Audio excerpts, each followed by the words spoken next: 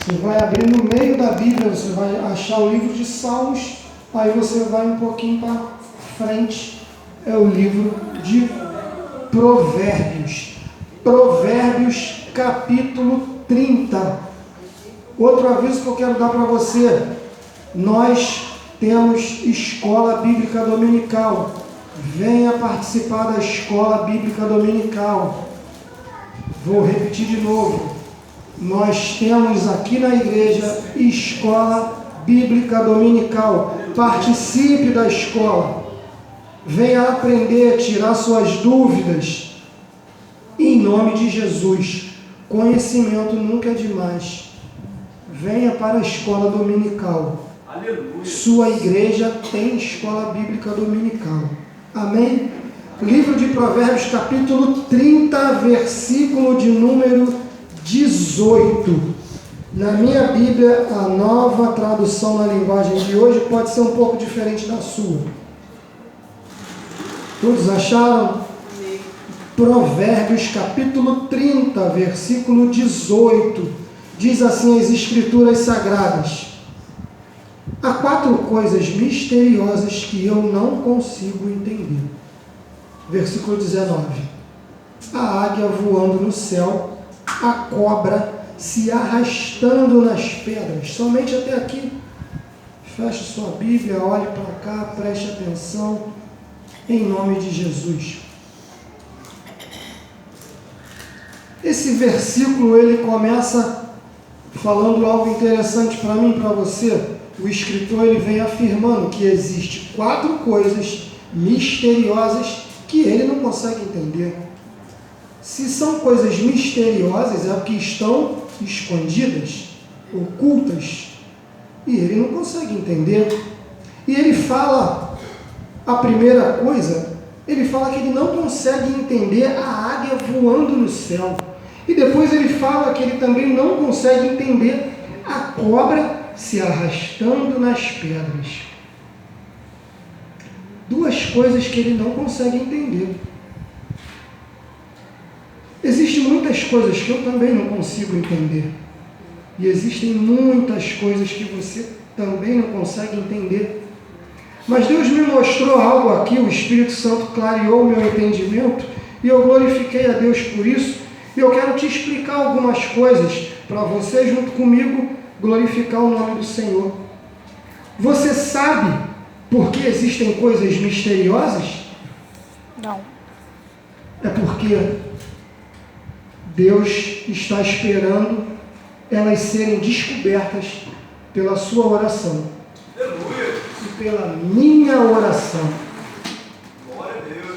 Se existe uma coisa que é misteriosa, que está escondida, porque eu preciso orar mais para que Deus revele essa coisa e ela deixe de ser misteriosa. Aleluia, Jesus! Eu já vi vários pássaros voar no céu. Você já viu pássaro voar no céu? Quem já viu pássaros voando no céu?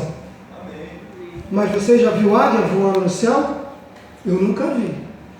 Eu já vi gavião, já vi pardal, já vi rolinha, já vi urubu, já vi até alguns que eu não sei, mas águia voando no céu eu nunca vi.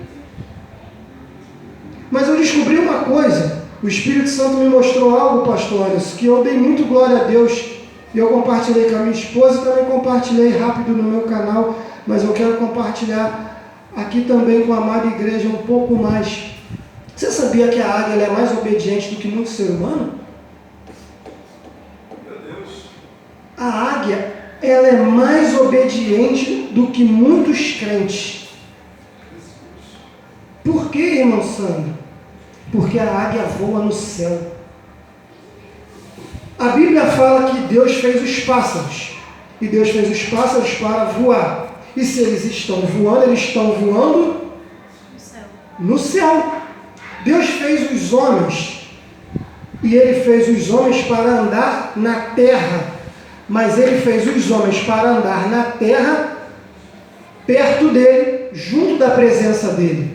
Então, quando tem um homem, ou uma mulher, um ser humano, que não está na presença de Deus, mas está andando na terra, ele é desobediente. E a águia é mais inteligente do que esse camarada. Meu Deus. A águia voa no céu porque ela foi feita para andar no céu. E o ser humano precisa andar na presença de Deus porque ele foi feito imagem e semelhança de Deus para andar com Deus. Mas como a gente estudou na escola bíblica dominical, tem seres humanos, e aí eu abro um parêntese para dentro do nosso meio cristão, que está em desobediência à palavra de Deus, porque está fazendo aquilo que lhe apraz. Ele está fazendo, ele está andando por vários caminhos que Deus não quer que ele ande. Foi falado aqui na noite de hoje sobre Jonas. O Deus Todo-Poderoso deu uma ordem para Jonas: vai para lá, para Nínive. Jonas pagou uma passagem para ir para outro lugar. Irmãos, quando eu olho para o céu e vejo um pássaro voando, o Espírito Santo está me ensinando: ei, filho, filha, ele é mais obediente do que muita gente. Cuidado para você não andar nesse meio. Passa para o lado de cá, passa para o lado da águia voando do céu. Porque se você andar com Jesus, se você andar na presença de Deus, você está sendo obediente como a águia. E você vai estar andando na terra, mas voando no céu. Porque Deus vai estar te revelando coisas misteriosas. Aleluia. E aí ele continua falando que ele não sabe. É muito misterioso, ele não entende a cobra se arrastando nas pedras. E aí o Espírito Santo de Deus, ele me mostrou algo que eu dei muito glória a Deus. E eu quero compartilhar com você. No livro de Gênesis, no capítulo 3, você não precisa abrir. Gênesis capítulo 3, no versículo 14 e 15, o Espírito Santo fala assim. Na minha tradução tem o título como O Castigo, ele fala: então o Senhor Deus disse à cobra, olha para mim, Deus falando para a cobra, por causa do que você fez, você será castigado. Entre todos os animais, você, cobra, receberá esta maldição. De hoje em diante você vai andar se arrastando pelo chão e vai comer o pó da terra. Gênesis 3,14. Por causa do que a cobra fez, veio uma maldição sobre ela, e ela, desse dia em diante, está se arrastando no chão. Amados irmãos, eu quero chamar a tua atenção. Toda vez que você vê um filme, um desenho, uma cobra no zoológico se arrastando, lembre-se de uma coisa: desobediência. Você tem um versículo acima, uma águia que voa no céu porque está obedecendo a Deus. No lugar que Deus colocou ela, ela está voando. E no versículo abaixo você vê uma cobra que está se arrastando, e você vê um homem declarando e falando que ele não entende porque a cobra se arrasta, mas o Espírito Santo te mostra e me mostra que a cobra só está se arrastando porque ela desobedeceu a palavra de Deus. Meu Deus! Quando eu e você, quando nós cometemos um erro de desobedecer a palavra de Deus, nós corremos um risco muito grande. Qual é esse risco? De começar a se arrastar no chão. Meu Deus. A minha mente humana não consegue entender. A cobra, ela não se arrastava. Maria? A cobra, ela não se arrastava. Vem aqui pra mim. A cobra, ela andava em pé. Para o Espírito Santo falar: de hoje em diante você vai se arrastar, porque ela não se arrastava. Igreja, isso é muito sério. Que a minha vida e a sua vida possa estar pautada nessa palavra. Aleluias. Boa noite. Irmãos, a Bíblia declara que a cobra, ela se arrasta pelas rochas, que a cobra se arrasta pelo chão por causa da desobediência. O Espírito Santo de Deus mostra isso para mim e para você. A águia, ela voa no céu Porque Deus colocou a águia para voar no céu. Aleluia. A cobra, ela se arrasta, porque ela desobedeceu essa palavra. Meu Deus. Irmãos, eu já estou terminando. Nesse mundo de hoje tecnológico, todo mundo tem voz. Todo mundo está falando um monte de coisa. Eu nunca vi gente falar tanto como nessa geração de hoje. Tem criança de 5 anos falando mais do que um adulto. Obrigado. Muita gente está falando, irmão. Eu quero chamar a tua atenção para essa palavra. O livro sagrado de Deus, a Bíblia, ele é o livro falante. Quando a gente para ler ele fala com você, ele fala comigo, porque as Escrituras Sagradas declaram que esse livro é uma palavra viva. E eu quero que nessa noite incentivar você a estar mais próximo desse livro. Eu vou contar uns testemunhos para você rápido, para edificar a sua vida. Essa semana eu conversei com muitos crentes e eu conversei com uma pessoa que contou um testemunho e edificou muito a minha fé e vai edificar a sua. Essa pessoa falou para mim, irmão, ela não estava somente conversando comigo, mas estávamos em 4 ou 5, e ela falou, irmão, uma pessoa da minha família sofreu um acidente e essa pessoa ficou paraplégica. Preste atenção nisso. A criança era normal, sofreu um acidente e ficou paraplégica, tetraplégica. E ela falou assim, poxa, coitada, ela não vai andar mais. Mas ela conhecia uma senhora que orava muito, lia muito esse livro.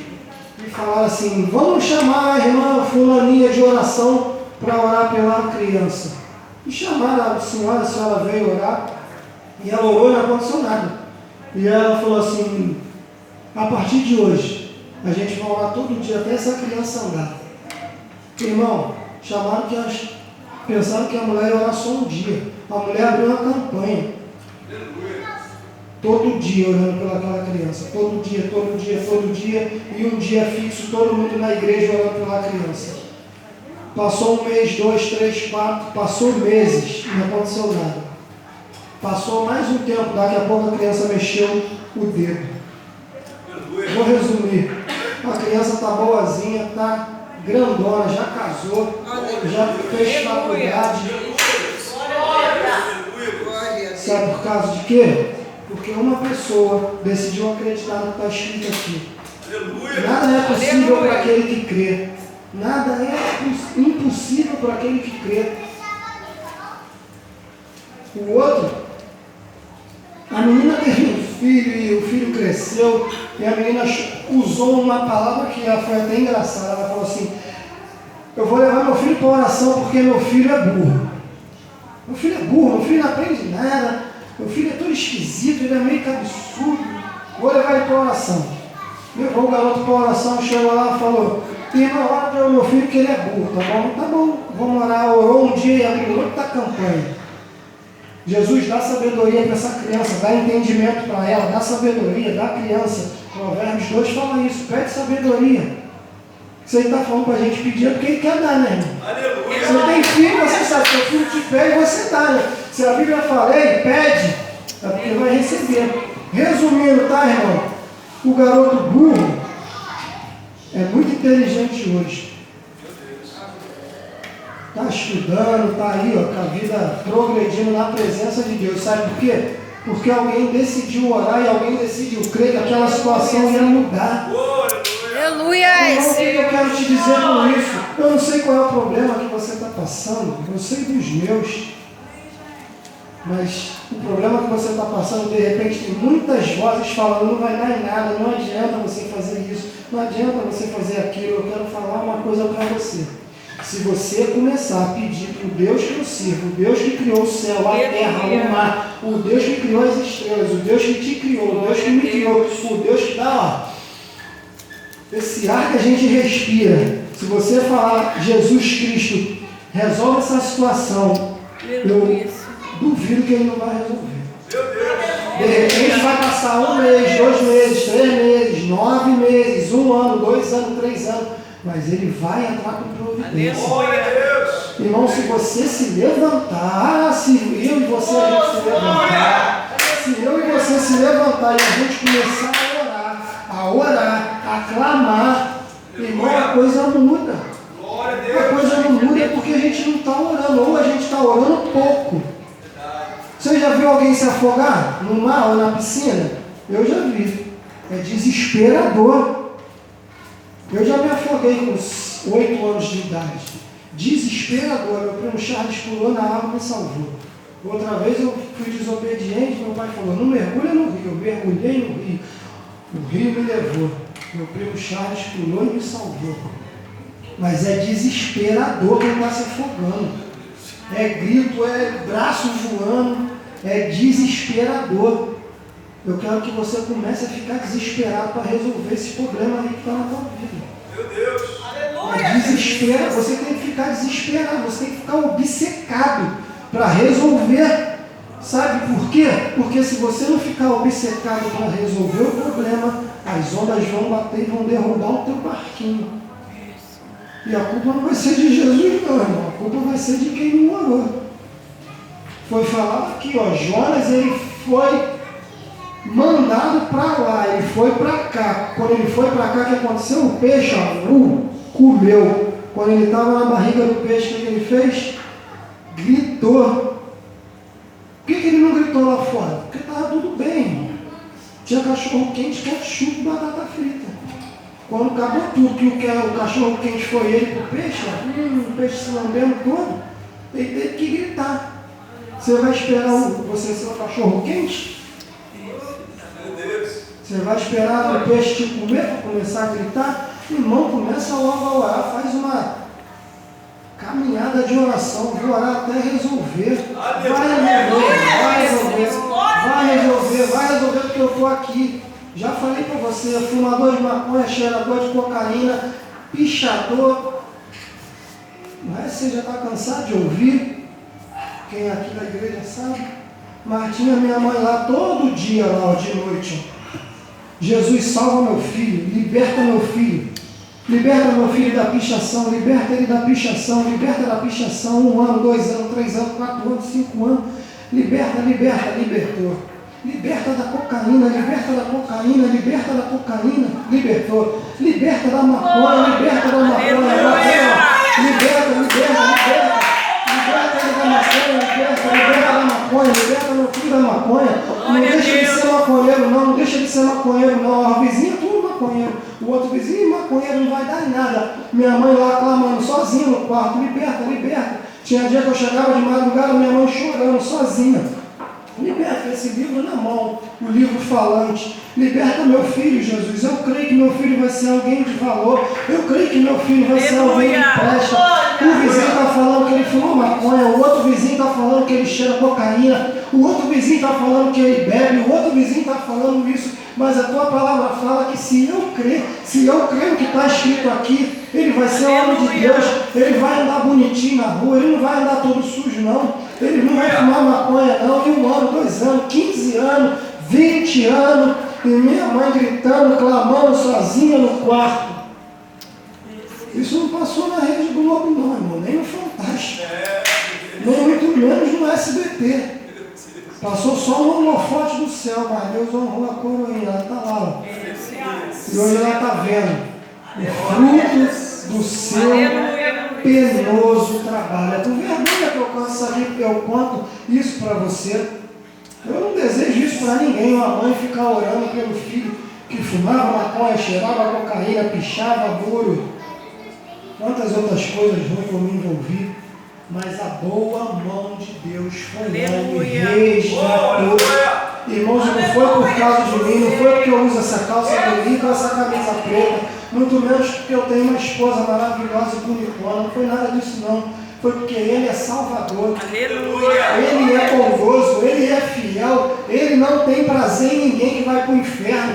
Ele quer salvar, Ele quer libertar, Ele quer curar, Ele quer transformar. O nome dele é Jesus, Ele é o pão da vida, Ele é o nosso Emanuel. O diabo veio roubar, matar e destruir. Jesus veio para salvar e dar vida eterna para você viver com abundância. Ah, irmão, mas às vezes o problema é muito grande e a gente acha que é tão pequeno que não vai resolver. Ei, é verdade. Nós somos até pequenos, mas quando Jesus chega, irmão, não tem conversa, não tem Golias, não tem Faraó, não tem problema que não seja resolvido. E eu quero que você se levante contra esse problema, porque para mim estar aqui teve uma pessoa, uma mulher que se colocou diante do problema e clamou. Não foi um dia, não foi 2, não foi 1 ano, foi muito tempo. E Deus ouviu a oração dela. Às vezes a gente começa a orar e acha que Deus vai resolver no outro dia. E a gente cansa. Poxa, eu orei sábado, hoje é domingo, não aconteceu nada. Aí a gente para. Aí o diabo bate palma. Ou então a gente ora 1 mês e não acontece nada. Ah, eu não vou orar mais não. Ô irmão, seja persistente. Meu Deus. Insista na tua oração. Eu quero te incentivar hoje a você clamar, como a diaconisa falou, sinto saudade do Espírito Santo. Ô irmão, clame por Jesus, clame por Jesus, clame pelo nome de Jesus. Só existe um nome, só existe um nome que está acima de todos, é Jesus. É Jesus, é Jesus que cura, é Jesus que salva, é Jesus que resolve. Ele vai resolver o teu problema. Existiam 10 leprosos e eles chegaram perto, falaram: Jesus cura a gente. Jesus falou: vai até o sacerdote. Maluquice, né? Eu vou até o cara para ser curado. O cara fala: vai até o sacerdote. Eles foram andando, foram curados. 10, sabe quantos voltaram?